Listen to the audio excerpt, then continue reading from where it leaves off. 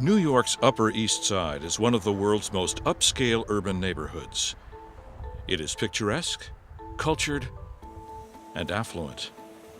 But just a few feet away from well-heeled diners, scavengers search litter baskets for bottles and cans to exchange for cash. The well-off and the homeless share the same sidewalks. During the 1980s, street homelessness grew dramatically. The plight of homeless people on the sidewalks of New York's Upper East Side had never been more apparent and could not be ignored. We called them bag ladies with their big black bags with all their possessions in them, and we felt that we needed to do something to provide some kind of housing for them. And so this little bunch of volunteers, church and neighborhood volunteers, started out to try and do a few things. The organization was started by someone from St. James Church and just various other people who were interested. And that was the idea of calling it the Neighborhood Coalition for Shelter. So Neighborhood Coalition for Shelter provides housing and support for people who are or who have been homeless, or for many of our young adult residents who've been at risk of becoming homeless. For many people, we offer a permanent home, and for others, we help them on the path to independence and self-sufficiency. And at Chance for Change, our licensed outpatient substance use clinic, we help people who battle with substance use, often combined with mental illness. I had ruined my health by drinking quite heavy, and I had certain psychological problems, and the two combined made me so sick that I had to go to the nursing home, and I was in there for quite a period of time. Then I had nowhere to live when I got out. Went to the shelter system.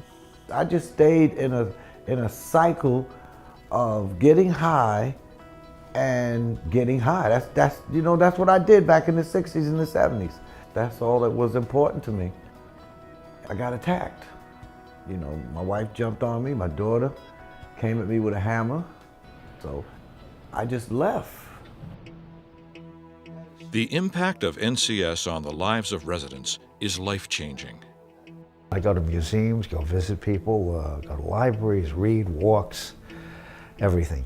They let me cook down in here. They got a computer classes in here, big screen TV. It don't get no better than this. We get movie tickets. What has NCS meant to me? The everything. It's just turned out to be perfect. It's wonderful. It's the best thing that could have happened to me. NCS also serves young people at risk at their Lewis 9 house in the Bronx. Some have already been homeless. Many have aged out of foster care, been rejected by their families, or worse. I was abused practically my whole life. I was molested by family members, and I just couldn't take it anymore, so I ran away. I ran away at 15, hopped from home to home, the streets. I broke into an abandoned building. I was there for about 2 months, and I got locked up. And ever since I got out of jail, I basically been on a good roll in life. We have yoga. I just for the first time last week went to yoga. It was actually really good. Your hands, stretch them out. It's very calming, very relaxing, and whenever I leave yoga, I always feel very empowered. I feel very good. Growing up, I always saw violence. I always saw, people dying here, there, 18 years old, 20 years old. Where I'm from, Bushwick, there was not a lot of people that made it out past 20 or even 18. Miguel was in foster care, and his older brother, Jonathan, was here at Lewis 9. He was able to work with our staff here and eventually found a home here at Lewis 9 along with his brother. The title that is for my community development class. That's kind of what I'm doing for my project, because we motivate each other. We know that we can't give up. We know how hard it was at the beginning, how hard we worked to get in here. So we do everything in our power to keep pushing forward. I feel a sense of gratitude to NCS, the Lewis 9 staff, and the building.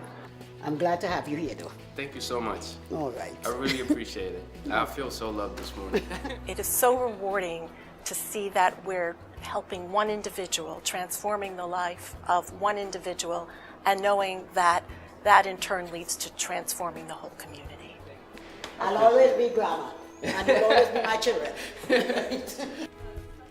The arts program provides an outlet for our residents' talents and creative expression, and through programs like jewelry making also helps them develop some marketable skills. And then it's excellent, excellent. Volunteers founded NCS, and they continue to be an essential part of its success, bringing rewards to residents and to themselves. That night in Manhattan was the start of it. Audrey is a professional singer who performs periodically at the residence. She's really engaging and dynamic, and the residents love her, and she tells us that she gets far more from what she does and what she gives in terms of seeing their faces as she sings. Your music, the magic that made our Manhattan serenade. My daughter plays the piano, and she loved to play the piano for some of the men. And one of the men gave her $1 and said, you know, you've made my day. And it was a moment where we saw that NCS provided something to real people. Every time I'm here, I'm pretty much always amazed by some of the people I meet here. What interesting lives they've led. They're wonderful people who I find myself really trying to go the extra mile for, if you will. You can tell it means something to them when you're here on a Friday night and they want to talk to you and they thank you for serving them dinner and they're so happy to have you here. They ask about your son and then, you know, a year later they say, how's he doing? Is he in school? So it's just really nice. It's a nice feeling. You know, one of the guys here told me, I told him what I did for a living. After I explained to him what I did, he said, why don't you start your own business? And I'm doing that right now, actually. And it's just funny how, you know, you meet people in life that you think you had nothing in common with, and then you find a connection. And that, even for one individual, or for 14, or for the 46 that live in a single room occupancy residence, is extraordinarily valuable.